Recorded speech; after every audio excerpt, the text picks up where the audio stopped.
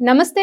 Welcome to our channel. ప్రస్తుతం మనతో ప్రముఖ ఆధ్యాత్మికవేత్త, వాస్తు జ్యోతిష్య పండితులు జేఎస్ శాస్త్రి గారున్నారు. వారితో మాట్లాడదాం. నమస్తే గురువుగారు. నమస్కారం. ఫిబ్రవరి 26వ తారీఖు మహాశివరాత్రి అండి. శివుడిని ఆరాధించడం అంటే అసలు సర్వ శుభాలు ఇస్తాడు అని చెప్తారు. శివోహం అని ఒక చెంబుడు నీళ్లు పోస్తే చాలు సర్వ కష్టాలు తొలగిస్తాడు. ఈతి బాధలన్నీ తొలగించేస్తాడు అని చెప్తూ ఉంటారు కదా పెద్దవాళ్ళు. అయితే శివరాత్రికి చాలా మంది పంచామృతాలతో అభిషేకం చేస్తారండి. కొంతమంది పళ్ళ రసాలతో కూడా అభిషేకం చేస్తారు. కొంతమంది అన్నంతో అంటే అన్నంతో కూడా అభిషేకం చేస్తారు కదా! ఈశ్వరుడి విగ్రహం ఈశ్వరుడి ప్రతిమ చేసుకొని లింగాకారంలో దాన్ని అభిషేకం చేస్తారు. కానీ ఈ మధ్య నేను విన్నదేంటంటే ఈశ్వరుడికి విభూదిలో పచ్చకర్పూరం కలిపి అభిషేకం చేస్తే కనుక చాలా మంచి ఫలితాలుంటాయి.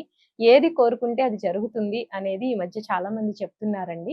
సో, అందులో భాగంగానే అసలు ఈశ్వరుడికి ఎటువంటి అభిషేకాలు చేయడం వల్ల ఎటువంటి ఫలితాలొస్తాయి? శివరాత్రి నాడు ఎవరు ఎలాంటి అభిషేకాలు చేయాలి అనేది ఒక్కసారి వివరిస్తారా? శ్రీ గురుభ్యో నమః. శ్రీ మహాగణాధిపతయ నమః. శ్రీ మహాసరస్వత్యై నమః. హరి ఓం. శ్రీమాత్రే నమః. ఐశ్వర్యం ఈశ్వరాధిచ్చేత్ అంటారు. అట్లానే ఈశ్వరుడు యొక్క సంకల్పంతోనే లోకమంతా బ్రహ్మాండమంతా నిండుంది. అవునండి. అయితే ఇక్కడ మీరు గమనించాల్సిన విషయము నిరాకార నిర్వికార రూపమే శివలింగాకారంలో అభిషేకం చేయమన్నారు శివుడు. ఎందుకు ఇక్కడ అందరికీ విగ్రహాలు శంఖచక్రాలు వేసుకొని విష్ణుమూర్తికి విగ్రహానికి అభిషేకం చేస్తాం, లక్ష్మీదేవికి ప్రతిమగా చేస్తాం, తర్వాత బ్రహ్మగారికి అయితే పూజలు లేవు, శాపం ఉంది కాబట్టి మిగతా వాటికి కూడా విగ్రహ రూపంలో అమ్మవారికి కానీ దేవేరులకు కానీ విగ్రహ రూపంలో అభిషేకం చేస్తుంటాం. కానీ ఇక్కడ లింగ రూపంలో అభిషేకం చేయడానికి ఉన్న ప్రాధాన్యం ఆ స్వామి చెప్పేటువంటి రహస్యం ఏంటి ఇక్కడ అంటే, సృష్టిలో ఏదైనా కూడా అందులో కలిసిపోవాలి, అందులో నుంచే రావాలి. మళ్ళీ అంటే భూమి ఎంతో కాలము కరుడుగట్టిన ఉంటే గనక ఒక ఆకారంగా మారుతుంది, అదే కొండగా భావన చేస్తాం మనం. అదే ఈ కొండ రూపంలో ఉండేటువంటి దాన్ని మళ్ళీ తుంచుకొని పోతే మళ్ళీ అది భూమిగా మారటం కానీ నీళ్ళల్లో గనక జలంలోకి వెళ్ళిపోవటం జరుగుతుంది. అంటే సృష్టి యొక్క రహస్యాన్ని మనం కనుగొనాలి అని అంటే అంత సాధ్యం కాదు. కానీ భూప్రపంచంలో మనకు ఉన్న ఏకైక నిజము స్త్రీ పురుష లింగాదులు ఒక్కటే వర్ణం చెప్పింది, మిగతా ఏ వర్ణాలు మనకు చెప్పలేదు ఇక్కడ. అంటే సృష్టి ధర్మంలో ఉన్నది ఒక స్త్రీలింగము పురుషలింగమే మనకు కనబడేదిగా స్వామివారు కానీ మనకు పురాణాలు కానీ చెప్పబడింది. ఇందులో లింగాకారంలో ఉండేటువంటి లింగము ఒక్కటే ఈశ్వరుడు అన్నారు. పానుబట్టం అంతా కూడా అమ్మవారు శక్తి స్వరూపం. అంటే శివుడు ఉండాలి అనంటే శక్తి ఉండాలి, శక్తి ఉన్న చోట శివుడు ఉండాలి. ఈ రెండు ఉంటేనే శివశక్య స్వరూపం ఉంటేనే మనకు సఫలీకృతం అవుతుంది. కాబట్టి ఎప్పుడైతే మనము లింగ రూపాన్ని ఆరాధన చేస్తుంటామో నిర్వికార నిష్కలంక నిరోరూపంలో ఉంటారు, ఈశ్వర సంకల్పంగా ఉంటుందో అదే ఈశ్వర యొక్క సంకల్పం. కాబట్టి లింగ రూపంలో గనక అభిషేకం చేసినట్లయితే మనము సాక్షాత్తు ఈశ్వరుడు ప్రసన్నం అవుతారని చెప్పి అతనే భోలాశంకరుడుగా భావం చేస్తారు. అంటే పిలిచిన వెంటనే పలుకుగల దైవం ఏది, ప్రత్యక్షమయ్యేటువంటి వరాన్ని ఇచ్చే ఈశ్వరుడు ఎవరంటే ఆ యొక్క ఈశ్వరుడు తప్ప వేరే ఎవరికి కూడా సాధ్యం కాదు. ఇక్కడ మీరు అడిగినటువంటి ప్రశ్న అభిషేకాదులకు సంబంధించి ఒక్కొక్క అభిషేకానికి ఒక్కొక్క ప్రాధాన్యం చెప్పబడింది. అసలు ఈ లింగానికి ఉన్న ప్రాధాన్యం కూడా మనం వినాలి ఇక్కడ. ఎందుకంటే లింగాల్లో కూడా రకరకాల లింగాలు ఉన్నాయి, యుగానికి యుగానికి తప్పించి. మనకు కృతయుగంలో మనకు అప్పుడు బంగారు లింగానికి కానీ అభిషేకించేవాళ్ళు. అంటే అప్పటికు బంగారు లింగం ఎలా చేసేవాళ్ళండి అంటే అప్పుడు ఇటువంటివి ఏవీ లేవు, ఏది ఖరీదైన వస్తువులు అంటూ ఏవీ లేవు, అంతా సృష్టిలో ఉన్న దొరికే వాటితోనే చేసేవాళ్ళు. అది కూడా సృష్టిలో దొరికేది, తమంగా వస్తే బంగారం దొరికేది. అలా బంగారు లింగానికి, తర్వాత కాలంలో వెండి లింగానికి, తర్వాత కాలంలో రత్నాలు పొందిన లింగానికి, తర్వాత కాలంలో మనం ఇప్పుడు మట్టి లింగానికి చేసుకుంటున్నాం. ఇప్పుడు మట్టి కూడా ఖరీదుగా అమ్ముతున్నారు బయట. బంగారమే ఖరీదు, అప్పట్లో బంగారం విరివిగా దొరికేది చేసేవాళ్ళు. ఇప్పుడు బంగారం మట్టి కూడా బంగారంతో సమానం అయిపోయింది. ఇంకో విషయం ఏంటంటే ఈ వల్మీకం నుంచి తీసుకొస్తారు మట్టి. అంటే పాములు కానీ చీమలు కానిటువంటి పుట్టినటువంటి ఆ దాని యొక్క జీవనం చేయడానికి సులువుగా పెట్టుకునేటువంటి దాన్ని పుట్ట అంటాం కదా, అందులో నుంచి తీస్తాం. ఇక్కడ కూడా ఏంటంటే పుట్టమ్మను పూర్తిగా తీయమని ఈశ్వరుడు చెప్పలేదు. ఇక్కడ ఇంకొకరికి మనం ఇబ్బంది పెట్టకుండా మన పని చేసుకోవాలి. అంటే ఇక్కడ ఏంటంటే ఆ మట్టిలో కొద్దిగా భాగాన్ని, కొద్దిగా అంటే ఒక చెంచాడు చాలు, అంతే తప్ప ఉన్న మొత్తం నాకే ఐశ్వర్యం రావాలి, ఇక మట్టి లింగం చేయాలి, మొత్తం లింగాలన్నీ ఆ మట్టితోనే జరగాల, ఆ పుట్టమన్నే తీసుకొచ్చాను ఇక్కడ అలా కాకుండా అందులో ఉన్న చెంచాడు తీసుకొచ్చి వేరే మన్ను, మనకు దొరికేటువంటి మన్నుని మంచిగా దాన్ని శుభ్రం చేసుకొని దానిలో రాయి గాని ఏమీ లేకుండా ఈ మన్నును కలుపుకొని ఆ లింగాకారాన్ని చేయొచ్చు, లేదా మహాలింగార్చన గాని, సహస్రలింగార్చన గాని, రకరకాల లింగార్చనలు ఉన్నాయి, అలా లింగార్చనలు చేసుకోవచ్చు. అయితే ఇక్కడ ఈ మట్టి లింగానికి కూడా ప్రాధాన్యం ఏంటంటే మనకు పాశుపతాస్త్రం అని మీరు వినే ఉంటారు.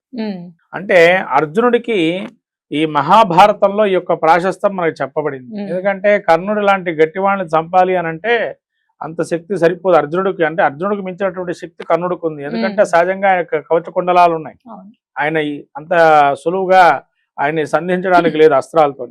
కానీ అతను సంధించాలి, కర్ణుని నెలకొల్చాలి అని అంటే మరి అంత అస్త్రం కావాలి. అప్పుడు ఇంద్రుడు ఈ అర్జునుడికి చెప్పి ఆ ఈశ్వరుడు ప్రసన్నం చేసుకుంటే గనక ఒక అస్త్రం ఉంటుంది, ఆ పాశుపతాస్త్రంతో మనం విజయం చేకూరుతుంది అని అంటారు. అప్పుడు ఆ విజయుడు ఘోరమైన తపస్సు చేసి పాశుపతాస్త్రాన్ని పొందుతారు. మీరు అడిగినటువంటి విభూది అన్ను కర్పూరం కలిగితే మనకి ఏదైనా పీడ పోతుందా అని అంటే ఇక్కడ మీకు చెప్పాల్సిన ప్రాధాన్యం ఏంటంటే పాశుపతాస్త్రంలో శివుడి యొక్క స్వరూపాన్ని చూస్తే మనం చూడలేము, చాలా ఘోరంగా ఉంటుంది. అంటే ఒక అఘోర రూపంలో ఉంటాడు స్వామి. ఈ అఘోర రూపంలో ఎవరైతే ఈశ్వరుని అర్చన చేస్తే ఇక వారికి అఘోరి బాబాలను ఉంటుంటాం. అసలు అఘోర ఉన్నటువంటి విషయం ఏంటి ఇక్కడ అంటే అఘోర రూపంలో ఉండేటువంటి శివుణ్ణి ఆరాధన చేస్తే సకలమైన పాపాలు క్షయిస్తాయి అని చెప్పి మనకు లింగ పురాణం చెప్పబడింది. దాన్ని 1,00,000 జపం చేయటం వల్ల కూడా ఎవరైతే క్షణము చేసిన పాపం నశించిపోతుందని, రోజుకి ఇంత జపం చేస్తూ అఘోరమైనటువంటి జపం చేస్తే అంటే వాడికి వైరాగ్యాన్ని, జ్ఞానాన్ని పొందేటువంటి అవకాశం ఉంటుందని చెప్పబడింది. ఇక్కడ ఈ అఘోరి అంటే విభూది ఎప్పుడైతే మనం తీస్తామో సకలమైన పాపాన్ని క్షయిస్తుంది. ఇది ఆకర్షితమైన శక్తి. కర్పూరం ఏదైతే ఉంటుందో అది ఆకర్షితమైనటువంటి, ఈ ఆకర్షితమైనటువంటి శక్తి ఏదైతే ఉంటుందో ఆకర్షింప చేయాలి అనుకుంటే ఇప్పుడు మనకి ఏమేం కావాలండి? ఐశ్వర్యం కావాలి, అవునండి, మనిషి తర్వాత జ్ఞానాన్ని పొందాలి, తర్వాత భూ అపేక్ష ఉంటుంది. ఇవన్నీ కూడా మనకి కావాలంటే ఆకర్షణ శక్తి దేనిలో ఉంటుంది అంటే పచ్చకర్పూరంలో ఉంటుంది. అందుకని పచ్చకర్పూరాన్ని దేనికి వాడతారు? ఇక్కడ వెంకటేశ్వర స్వామికి అయితే బొట్టునామంగా పెడతారు. తర్వాత వారికి చల్లగా ఉండాలని చెప్పి అప్పట్లో ఒక పార పెట్టి కొట్టినప్పుడు రక్తం వస్తుందని చెప్పి ఇక్కడ పెట్టారు వెంకటేశ్వర స్వామికి చుబుకం దగ్గర. అలా పెట్టడం వల్ల ఏంటంటే చల్లటనైనటువంటి మనకు అనుగ్రహం కలుగుతుంది అని చెప్పి ఒకటి. రెండోది ఏంటంటే ఆకర్షణ శక్తి పెరగాలి అన్న ఈ పచ్చకర్పూరాన్ని వాడతారు. తర్వాత విభూది సకలమైనటువంటిది. విభూది అంటేనే అర్థమవుతుంది నీకు ఎప్పుడైతే రతి మన్మధుల్ని ఆ ఈశ్వరుడు మన్మధుడిని ఎప్పుడైతే భస్మీపట్లం చేస్తారో ఇంకెక్కడ కోరిక అనేది పుట్టదు. విభూతితో అభిషేకం చేయటం వల్ల ఏంటంటే కోరిక అనేది పుట్టదిగా. కోరిక పుట్టకుండా ఉండాలి అంటే మన్మధుడు ఉంటేనే కోరిక పుడుతుంది. మళ్ళీ మన్మధుడు లేకుండా ఉంటే కోరిక అనేది అనుభూతి కానీ కోరిక కానీ ఎక్కడ ఉండదు. అంటే రతి మన్మధులు యొక్క స్వరూపాన్ని ఈశ్వరుడి విభూతిలో చెప్పబడింది. అది అందరికీ తెలియనటువంటి రహస్యం ఏంటంటే అసలు విభూతి ఏంటి అంటే ఇక్కడ రతి మన్మధుల యొక్క ప్రణయం ఏదైతే ఉంటుందో అది ఈశ్వరుని ఎప్పుడైతే బాణాన్ని సంధించి ఈశ్వరుని ఆ విధంగా కోరికలను ధ్యానం నుంచి భస్మం చేద్దామని అనుకుంటారు. భస్మం అంటే ధ్యానం నుంచి నిమ్మకి నుంచి బయటికి రావడానికి. అప్పుడు ఆ కోపాగ్నికి భస్మీపట్లం అవుతాడు ప్రద్యుమ్నుడు, అంటే మన మన్మధుడు. అందుకని ఈ కోరికలు లేకుండా ఉండాలి అనుకున్నా కూడా విభూతి ధారణ చేయాలి. తర్వాత లక్ష్మీ అనుగ్రహం కలగాలి అన్నా విభూతి ధారణ చేయాలి. మళ్ళీ సకల పాపాన్ని క్షయించిపోవాలి అన్నా విభూతితో అభిషేకం చేయాలి. ఇది విభూతిలో ఉన్న మహత్యం. అంటే విభూతి అంతటికి చాలా ఉత్తమైనటువంటి శ్రేష్టమైంది. మీరు అన్నట్టుగా ఐశ్వర్య లాభాలు కానీ ఇవన్నీ కూడా కలుగుతాయి, కలగకుండా ఉండవు. కానీ కోరిక అనేది అక్కడ చాలా ప్రాధాన్యమైంది. ఏ కోరిక ఉండాలి? ఎవరు నశింప చేయకుండా నాకు అనుగ్రహం కలగాలి అనుకోవడం కూడా కోరికనే. అయ్యా స్వామి నీ అనుగ్రహం, నీ యొక్క అనుగ్రహాన్ని మేము చేస్తున్నాం, నీ అనుగ్రహం నాకు కావాలి అని చెప్పి కోరుకోవాలి అంతే తప్ప వేరే ఏది అడగకుండా చేస్తే ఈశ్వరుడు మీకు సంకల్పపూర్వకంగా అనుగ్రహిస్తాడు. ఇంకోటి ఇక్కడ మీరు అభిషేకం చేసే దానిలో విభూతికి కూడా ఒక అభిషేకం ఉంది. త్రయంబక మంత్రాన్ని చెప్తూ అభిషేకం చేస్తారు. పాశుపతాభిషేకం కూడా ఉంటుంది. అది రకరకాల కోరికలు ఉంటాయి, కోరికలను బట్టి ఉంటుంది. అంటే మనకి ఈశ్వరుడికి అభిషేక ప్రియ అంటారు కాబట్టి మనకి ఎంతవరకు అభిషేకం చేయగలిగితే, కానీ శివ అన్న స్మరణ చేసిన ఆ రోజంతా కూడా శివుణ్ణి ధ్యానం చేస్తున్న, శివక్షేత్ర దర్శనం చేసుకుని అక్కడున్న రాయిని రప్పని మన శివ ధ్యానంగా చేసుకున్న ఈశ్వరుడు అనుగ్రహం కలుగుతుంది. ఇంకా అభిషేకంలో మీరు అన్నారు రకరకాల అభిషేకాలు. పాలతో అభిషేకం చేస్తే మనకు సుఖమైన జీవితం అని, పెరుగుతో అభిషేకం చేస్తే సంతాన సౌఖ్యమని, మళ్ళీ తేనెతో అభిషేకం చేయడం, మధురమైన వాక్కులు పలకటము, మాధుర్యము, కంఠస్వరం బాగుండటము, తర్వాత వాక్కు ఎవరికైనా లేకపోతే వాక్కు రావటం, తర్వాత నెయ్యితో అభిషేకం ఆయుర్వృద్ధి అని, తర్వాత చక్కెరతో అభిషేకం కండ పుష్టి అని, రకరకాలు ఉన్నాయి. ఇవి పంచామృతంగా మనం చేస్తూ ఉంటాం. ఇవి కాకుండా సంతానానికి సంబంధించి వేరే ఉన్నాయి. మళ్ళీ కొన్ని కామ్యాలకు వేరే, కామ్యం లేకుండా చేయమన్నారు కదండి, మళ్ళీ కామ్య గురించి చెప్తున్నారు అని అంటే, కొందరికి కొన్ని కామ్యాలు ఉంటాయి. వాళ్ళకు మీరు అన్నట్టుగా కర్మ దోషాలు అనేవి కొన్ని పట్టుంటాయి కాబట్టి ఆ కర్మను చెల్లించిపోవాలి అంటే మనం యజ్ఞాగాది కృతువులు చేయడం, వ్రతాలు చేయడం, అభిషేకాలు చేయడం, హోమం చేయడం ఇటువంటివి చేస్తుంటే అవి నెమ్మదిగా తగ్గుతూ ఉంటాయి. కాబట్టి ఈశ్వరారాధన చేయటం వల్ల మనకు సకలమైనటువంటి శుభాలు కలుగుతాయి. అందుకనే ఈశ్వరుడు అంటే, శివుడు అంటే శుభంకరుడు, శుభాన్ని ఇచ్చేటువంటి వారు అని. అందుకని ఈశ్వరారాధన చాలా మంచిది.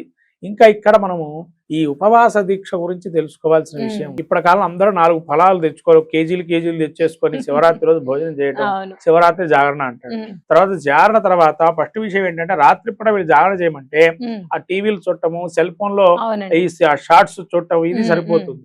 కానీ మీరు చేయాల్సింది శివపురాణం లాంటివి వినటము, శివధ్యానం చేయటం, శివుడు యొక్క విశేష అంశాలు తెలుసుకోవటం లాంటివి చేయటం వల్ల మంచి జరుగుతుంది. కానీ అంతేగాని మనకు ధ్యానం ఆయన మీద ఉండి కింద భోజనం ఇవాళ మనం కర్బూజా పండు తిందామా, లేదా పుచ్చకాయ పండు తిందామా, లేదా ఇంకో పండ్లు తిందామా, ఇంకా రాత్రి 2 అయ్యింది 3 అయ్యింది అనుకోవద్దు. మనము పూర్తిగా ఆయనకు వదిలేయాలి ఆయన ధ్యానం మీద.